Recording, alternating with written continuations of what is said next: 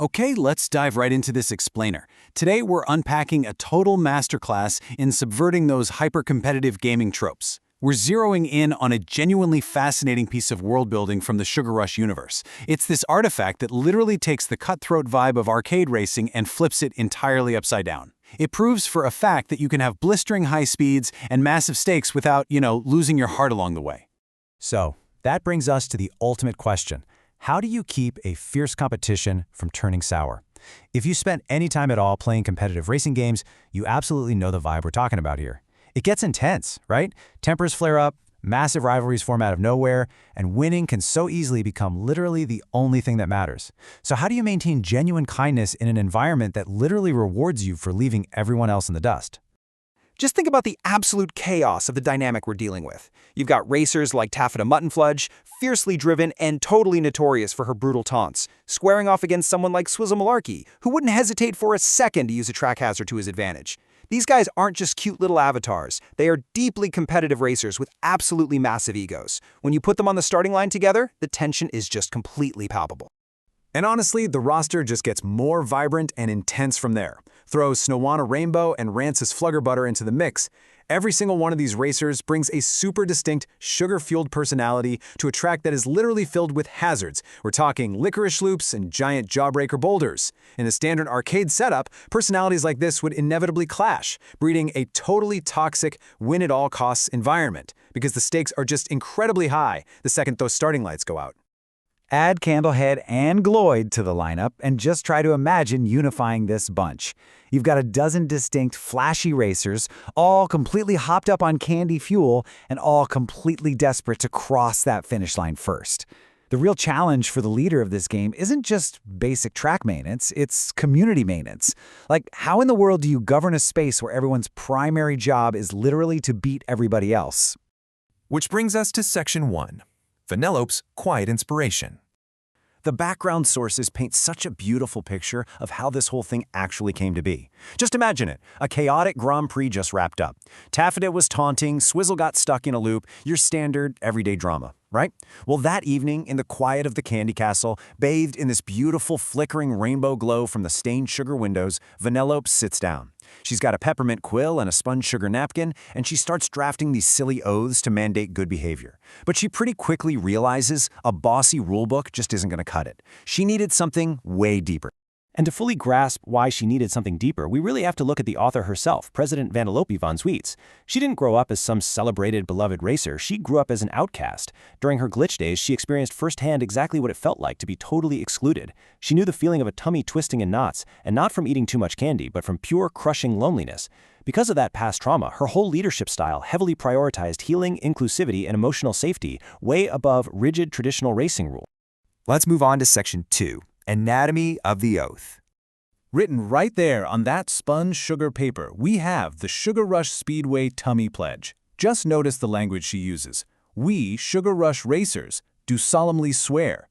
She actually borrowed that super formal, almost presidential tone straight from old game code scraps she found. But then she instantly subverts that high-stakes formality with these completely adorable low-stakes promises. It is just this perfect, brilliant blend of official arcade tradition mixed with pure, unadulterated whimsy. But the text itself is only half the magic. Think about the actual delivery mechanism. Step 1, Vanellope calls everyone to attention, making it an official, mandatory event. Step 2, and this is absolutely the genius part, every single racer must place their hand on their tummy, usually giving it a gentle little rub. Yes, seriously. Just picture these wildly egocentric adrenaline junkies having to stand on the starting grid and rub their bellies. By forcing these fierce competitors to do something so childlike and genuinely silly right before the starting gun fires, it instantly breaks the ice. It totally grounds them, reminding them that, hey, we're a community first and racers second. Section 3. Passion over victory. If we take a second to compare traditional racing values to these Sugar Rush values, the contrast is honestly stark. In traditional arcades, it's all about defeating your rivals at all costs. Winning is everything, period. But Vanellope's pledge explicitly demands that they always race with heart. She is actively decoupling the pure joy of the game from the absolute necessity of winning. She's basically telling her community that genuine enthusiasm, the raw thrill of the drive, and the effort you put in are infinitely more valuable than who actually crosses the finish line first. So, The absolutely crucial point really comes down to this specific line, and to always keep our tummies sweet. It is such a fantastic pun that works flawlessly on two levels. Literally, sure, they are candy characters living in a candy world with literal candy bellies. But figuratively, it is a powerful, profound mandate. It's a promise to stay kind. It's a pledge to never ever let the intense competition turn you bitter or sour. It's basically emotional regulation cleverly wrapped up in confectionery branding. And finally, Section 4, Friendship Above All Else. Take a moment to just let the emotional resonance of this line really sink in. No matter who wins, no matter what happens, we'll always be friends for what's wrong and what's right. That is incredibly folksy and just so deeply forgiving. By saying no matter what happens, Vanellope is openly acknowledging that, yeah, mistakes are absolutely going to occur on the track. People will bump into each other. Feelings might get hurt in the heat of the moment. But this line insists that their unity permanently outlasts the race itself. It's an ironclad promise to stand up for fairness and support each other, even when they completely wipe out. To sum this all up, this isn't just some cute little pre-race chant to kill time. The tummy pledge is the true heartbeat of the race. It emphasizes heart and passion, totally celebrating the effort over the outcome. It emphasizes sweetness, demanding positivity and kindness, even in the fiercest heat of the moment. And above all else, it emphasizes friendship and sportsmanship. It quite literally transforms a hyper-competitive battleground into a safe, joyful home. Vanellope took her own past pain and used it to ensure that no one in her game ever has to feel that way. Which leaves us with this final kind of provocative thought. We don't live in a candy-coated arcade game, obviously. But our world is incredibly competitive, right? At work, in school, even in our personal hobbies.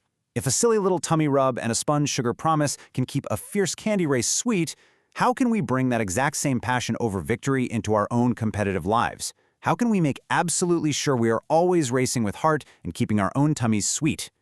Definitely something to chew on. Thanks for joining me on this explainer, and keep learning.